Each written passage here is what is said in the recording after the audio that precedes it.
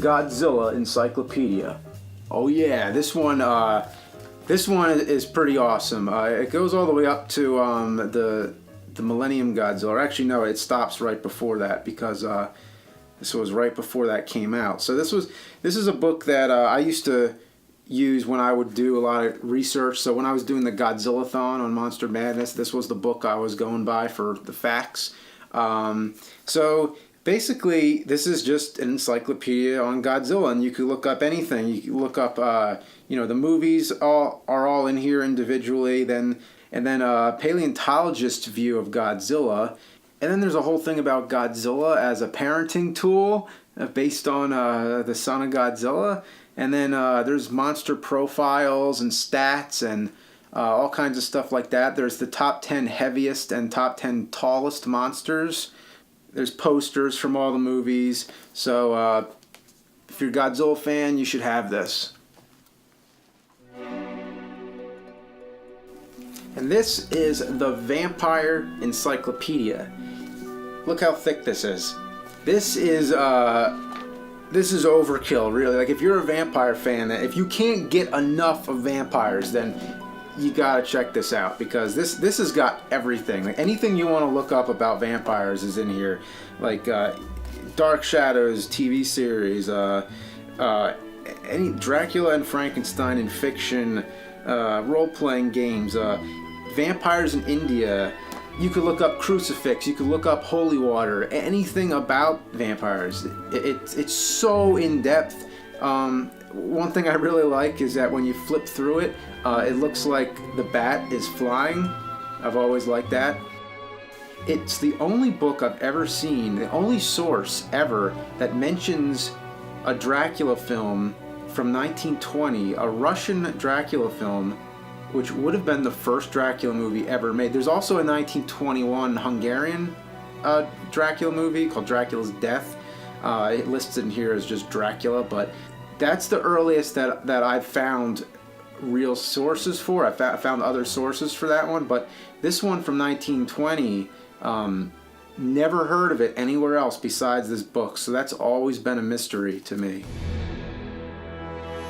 This is It Came From Bob's Basement. That would be Bob Burns, who is a big-time monster movie fan. Who's he was the ape in Ghostbusters, Ghostbusters from the 70s. If anybody knows that, and he just collects all kinds of props, and he's had some of these since like the 40s. Like this came from the Wolfman, so he's been preserving this stuff for a long time. And he also has the King Kong armature. It's the last surviving armature of King Kong from the original 1933 movie. So he's preserved a lot of this stuff. And even newer horror movies too, like American Werewolf in London and Aliens. He has a lot of the alien props. And this book is the greatest compilation of pictures I've ever seen of these things. And it's really interesting when you see these props in their current state and see that a lot of these have survived pretty well. They've actually lasted. He has the time machine, which is really awesome. Going with the theme of horror movie collections, here we have a very tasteful cover. It's just a classy looking old book. Too Much Horror Business, the Kirk Hammett collection. Kirk Hammett, lead guitar player from Metallica, huge horror movie fan, and you can see that he has filled his house with all kinds of really interesting things. It must be one of the biggest horror collections ever, aside from what Forey Ackerman had and Bob Burns.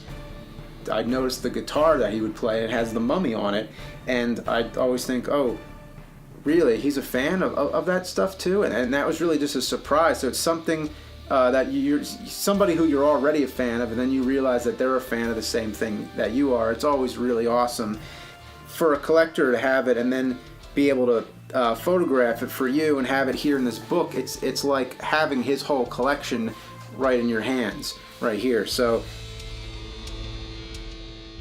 then we have a book by John Landis, the director of American Werewolf in London, Blues Brothers, all kinds of great movies. This is called Monsters in the Movies. This is another one that's really fun to flip through. I mean, you can't go wrong. Every page is just filled completely with pictures. I really love this page here that opens up to just, it shows every time a monster carried off a girl, which was a really big cliche in old monster movies. It's very much like just a big ass magazine, basically. And there's interviews in here with other directors like David Cronenberg, special effects man Rick Baker. So a lot of really great stuff in here. Then I have a pretty decent stash of monster magazines. I love monster magazines, but the thing is, it's so infinite because they've been around longer than I've been alive, and when you start collecting monster magazines, there's really no end to it. Like, you could go on forever, and the first one that comes to mind is Famous Monsters of Filmland. This is the classic example that lots of people are very nostalgic towards, but it was around before, my time. So a lot of the older monster fans, were introduced to this stuff from Famous Monsters of Filmland, Forey Ackerman. Famous Monsters of Filmland, it's pretty tough to collect because they're expensive. You can't really get these for cheap. So I've been keeping my eye out for if there's ever like a really good auction to get them for a really decent price.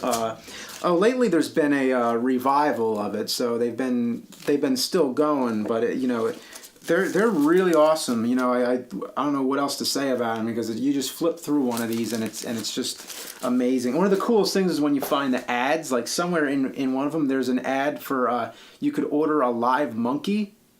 A live monkey would come through the mail.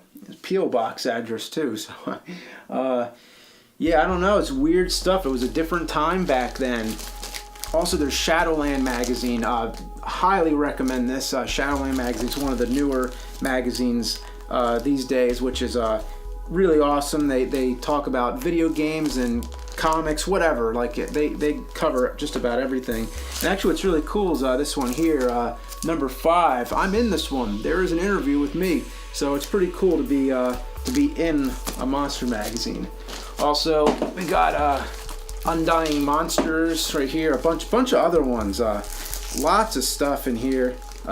Definitely recommend Undying Monsters, and then there's a lot of these old ones that have, like Monster Madness. There's actually one called Monster Madness. Some of these are comics, actually. Not all these are magazines, but really interesting stuff. I mean, it's just fascinating, like how much of this stuff you could find if you dig deep. So with monster magazines, you could go on forever.